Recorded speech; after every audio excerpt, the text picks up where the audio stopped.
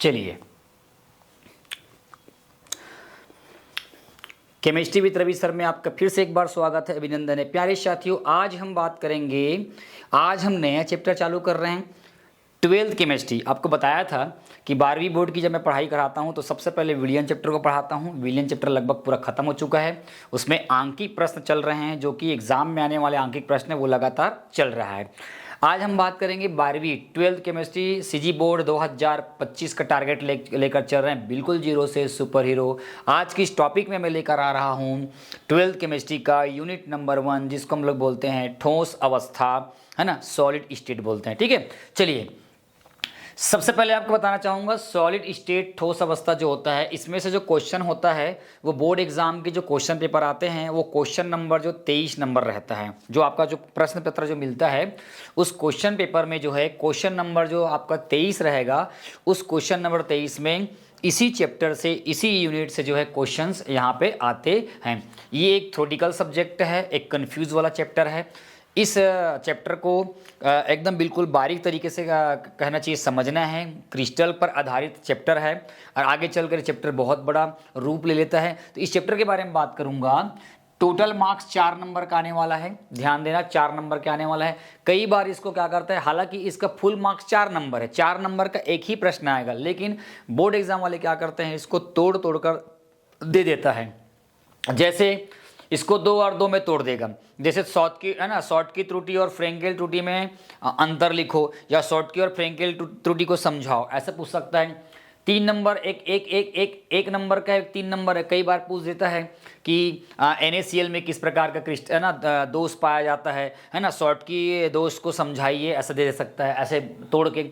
एक 4 नंबर का क्वेश्चन आ सकता है, फलक केंद्रित घनीय सेल किसे कहते हैं, संक्षिप्त में समझाइए, या सिद्ध कीजिए कि फलक केंद्रित घनीय सेल में परमाणुओं की संख्या 4 होती है। 4 नंबर का एक बड़ा क्वेश्चन भी दे सकता है, और एक दे सकता है, अलग अलग दे सकता है, एक नंबर के 4 क्वेश्चन दे सकते हैं। तो इस प्रकार से क्वेश्चन जो है, इस चैप्टर को पूरी तैयारी करना है, हर एक चीज़ को पढ़ना है, क्योंकि क्वेश्चन किसी प्रकार का भी आ सकता है। इसमें न्यूमेरिकल्स आने के चांसेस बहुत कम होते हैं, लेकिन आपको न्यूमेरिकल्स भी कुछ मात्रा में आपको करना पड़ेगा। आइए चालू करते हैं यूनिट नंबर 1, जिसको हम लोग बोलते हैं सॉलिड स्टेट। सबसे पहला आता है क्रिस्टलोग्राफी।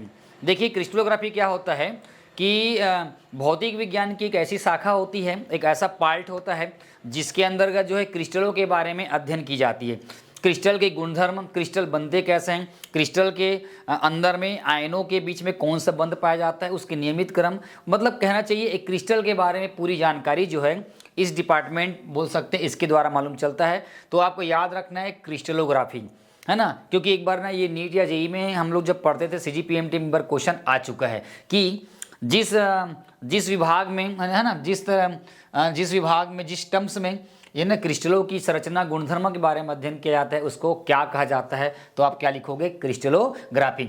भौतिक विज्ञान की वह शाखा जिसके अंतर्गत क्रिस्टलों की संरचना एवं उनके गुणधर्मों के बारे में अध्ययन की जाती है, क्या कहलाती है, क्रिस्टलोग्राफी कहलाती है। चलिए अब इसके बारे में आज के इस टॉपिक में हम बात करेंगे ठोस, और ठोस के बाद ये बात करेंगे कि उसके क्या क्या गुणधर्म होते हैं। ठोस के बारे में आप सब लोग जानते होंगे, है ना, सब लोग जानते भी है, समझते भी होंगे, है ना। तो ठोस के बारे में आज अपन क्या करेंगे, पढ़ेंगे। चलिए सबसे पहले अपन इसका एक परिभाषा, इसका डेफिनेशन देख लेते हैं।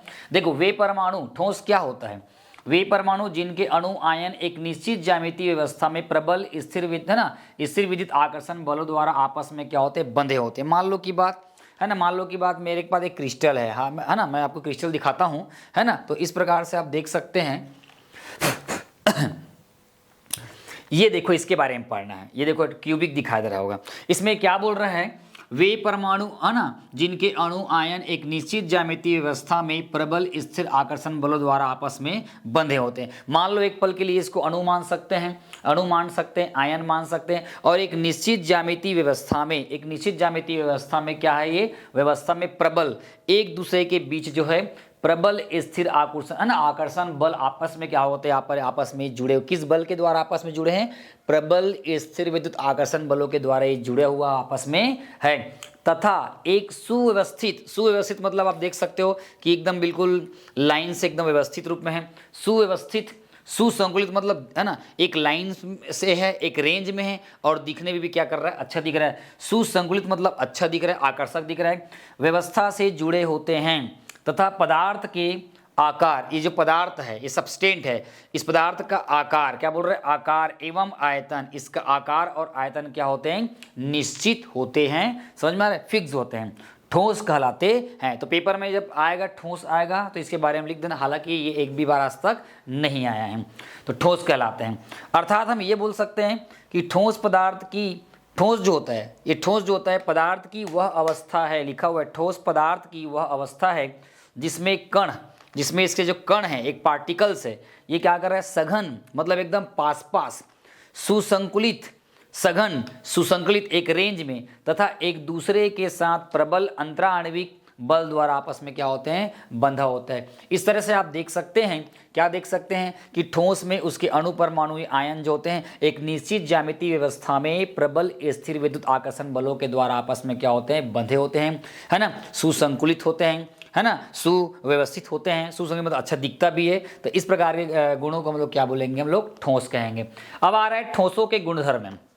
पहला है ठोसों का घनत्व उच्च होता है। आपको बताया था कि ये प्रबल स्थिर विद्युत आकर्षण बलों के द्वारा आपस में क्या हुआ है, ये बंधा हुआ है। तो ये बार बोल सकते हैं कि ठोसों का घनत्व क्या है, यहाँ पर क्या है, उच्च है, क्योंकि ठोस में जो उसके पार्टिकल्स होते हैं वो बिल्कुल क्या करते हैं, एकदम पास पास होते हैं और प्रबल स्थिर आकर्षण बलों के द्वारा आपस में बंधे होते हैं। इनके आकार एवं आकृति ज्यामिति निश्चित होते हैं, जैसे कि हमने यहाँ पर पढ़ चुके हैं। इनका जो आकार होगा, इनकी ज्यामिति होती है वो क्या होती है, निश्चित होती है। प्रत्येक ठोस पदार्थ की आकृति ज्यामिति जो होती है, वो आकार जो होती है, क्या होती है, वो निश्चित होती है। इनके कण अनियमित गति करने में असक्षम होता है। क्या इसको रख देंगे, क्या इसको रख देंगे, ऐसा नहीं है कि यहाँ का एक ठो कण निकल के उधर चला गया या उधर चला गया, नहीं, ऐसा नहीं होता। मतलब इसके जो पार्टिकल्स होंगे वो अनियमित गति करने में असक्षम होते, सक्षम नहीं होते। यहाँ से अगर मैं इसको यहाँ रख दूं तो ये यहाँ उठ के वहाँ नहीं चला जाएगा।